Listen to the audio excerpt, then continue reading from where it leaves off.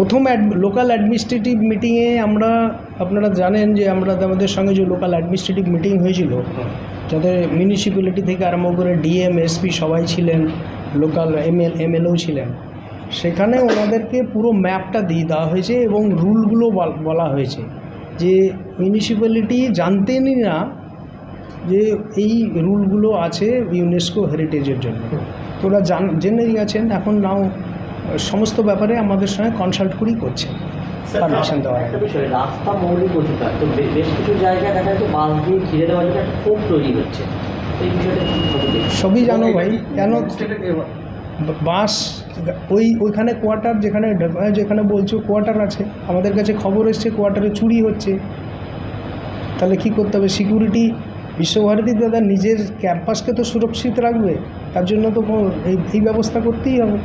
যখন আমার কাছে সিকিউরিটির কাছে যখন খবর আসছে চুরি হচ্ছে, চুরি বাইরে থেকে আসছে, ওই যখন খোলা তখন তো প্রোটেকশন নিতেই হবে। কোয়ার্টার আছে, কোয়ার্টারের জন্য। আপনি যেটা বলছেন স্যার, কোয়ার্টারের কথা বলি, তাহলে যদি ওই পাশটা যদি ঘেরা হয় তাহলে তো কোয়ার্টারের পর ঘেরা হচ্ছে, তাহলে আমরা যদি দেখুন এইসব ব্যাপারে বিশ্বভারতী নিজে খুঁটিয়ে দেখবে কোথায় কার আমার কোয়ার্টারের লোকের যদি কোনো অসুবিধা হয় আমরা দেখব, কিন্তু আমাকে ওইটা দেখতে হবে যখন আমার কাছে একটা কমপ্লেন এসছে চুরি চামারি হচ্ছে, তো আমাকে প্রোটেকশন নিতে হবে। আর বিশ্বভারতী নিজের ক্যাম্পাসে কিভাবে সেফ থাকবে বিশ্বভারতী নিজে চিন্তা করবে, সেটা তো থাকতেই হবে। আজকে আমাকে আমার সুরক্ষিতের ব্যাপারে আমাকে বিশ্বভারতী অথরিটি চিন্তা করবে তো, যে আমার স্টুডেন্ট কিভাবে সুরক্ষিত থাকবে, আমার গেস্ট কী হিসাবে সুরক্ষিত হবে, আমার যে ফ্যাকাল্টি যারা কোয়ার্টারে থাকছে, সেইগুলো সব আমাদেরই ব্যাপার। আমাদের তো আর কোনো হাত কামড়াচ্ছে না যে ওখানে গিয়ে বন্ধ করে দাও, ওখানে গিয়ে করে দাও। কোনো কিছু ঘটছে বলেই তো আমরা করছি, ঠিক কি না? কোনো কিছু ঘটছে, কোনো কিছু খবর পাচ্ছি বলেই করছি আমরা, ঠিক আছে? এটা হ্যারাসের কোনো ব্যাপার না, এটা মাইন্ডসেট চেঞ্জ করতেই হবে। মাইন্ডসেট এই যে আপনারা এর কথা বলছিলেন, কি বলে দোলের কথা বলে তো ওদের তো অসুবিধাই হচ্ছে, ভিতরে ঢুকতে পারছে না, কিন্তু আমি তো অ্যাজ এ অথরিটি আমি তো সিস্টেমটাকে তো নষ্ট করে দিতে পারবো না। কিন্তু সেম জিনিস একটা জিনিস ইউজ টু হয়ে গেল। একটা জিনিস হচ্ছে যে সবসময় আমরা একটা কোর্ট করি 30 বছর ধরে হয়ে আসছে, 30 বছরে যে রুল, সেই রুলটা কি এখন চলছে? এই জিনিসটা আমাদেরকে বুঝতে হবে, রুল চেঞ্জ হতে থাকে। কিন্তু যে কোনো ব্যাপারে, চাই বিশ্বভারতী হোক, যে কোনো অর্গানাইজেশনে কোনো কিছু জিনিস নতুন জিনিস করতে গেলে বাধাটা আসবেই, কারণ না হচ্ছে আমরা আপডেটেড না, আমরা পুরনো জিনিসই অভ্যস্ত, যে আমরা এদিক দিয়ে যাচ্ছি, এটা কেন বন্ধ করা হলো? আরে যার জমি সে বন্ধ করবে না। আজকে এই পৌষ মেলার মাঠটা তো সবার জন্য খোলা, তাই তো?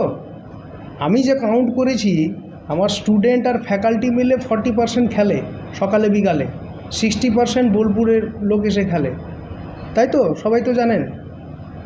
আমি আপনাদেরকে বলছি, কালকে আপনি খুলে দেখান তো যে বোলপুরের ডাকবাংলা মাঠটা 6টার পরে খুলে দেখান, ওইটা কেন 6টাতে বন্ধ হয়ে যায়? ওইটা কেন খুলে আপনারা খেলেন না? লোক কেন খুলে খেলায় না? তখন তো কিছু বলা হয় না। বিশ্বভারতীর উপরেই সব কোপ, যে বিশ্বভারতী কেন ভিড়ল, কেন করলো। আমি তো বেস্ট এক্সাম্পল দিলাম যে ডাকবাংলোর মাঠ 6টার পরে ওখানে ঢুকে দেখান।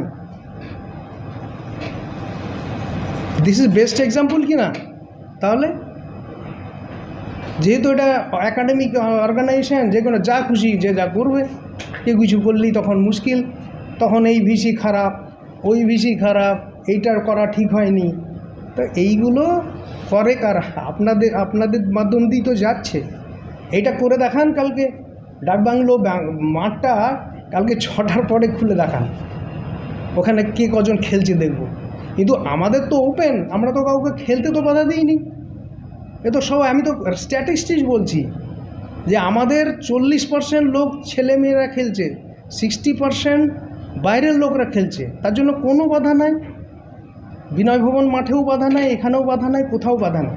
তাহলে প্রবলেমটা কোথায়? স্যার এনআইআর র্যাঙ্কিং আর ন্যাকের যে পরিদর্শন হওয়ার কথা